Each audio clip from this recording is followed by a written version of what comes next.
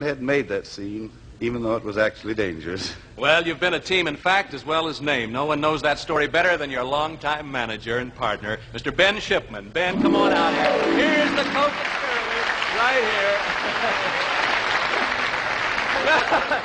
Mr. Shipman, Stan and Oliver, yes, well, thank you for all your help in fooling these boys. They've been together longer than any comedy team in movies. Isn't it something like 300 films together that they made? That is right, sir.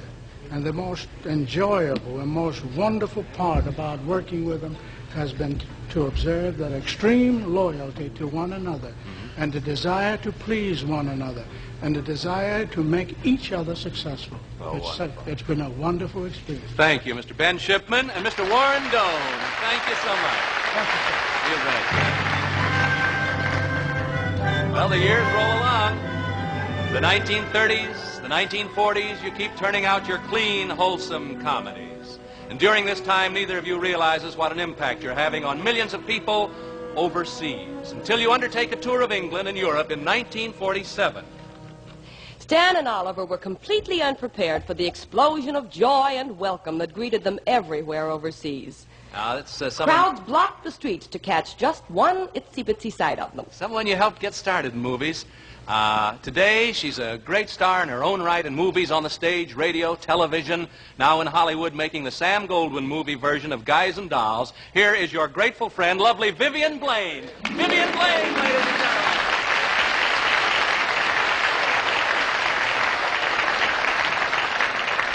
Well, Vivian, you were in London last year playing in Guys and Dolls when Stan and Oliver made their, third tour of the British Isles, I think it was. Now, how did the people show their affection for Stan and Babe? Well, Ralph, they had a most astonishing way of showing their great love for Stan and Ollie, as we all have. Yeah. As a matter of fact, as the word got out that their ship was about to dock at Cove, Ireland, Yeah.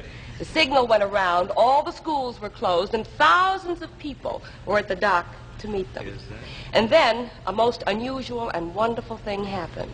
The great carillon bells of the Cove Cathedral began ringing. And this time it had nothing to do with a hymn or an anthem. This time, those wonderful old bells were ringing the cuckoo song. How about that? Thank you, Vivian Blaine. Thanks, Vivian Blaine. That's it.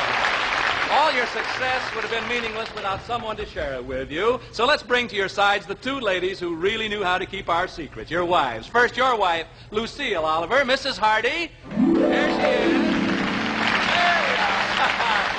And your wife, Edith, and Mrs. Laurel. Edith, right there. Hello. Oh, and another happy surprise, Stan.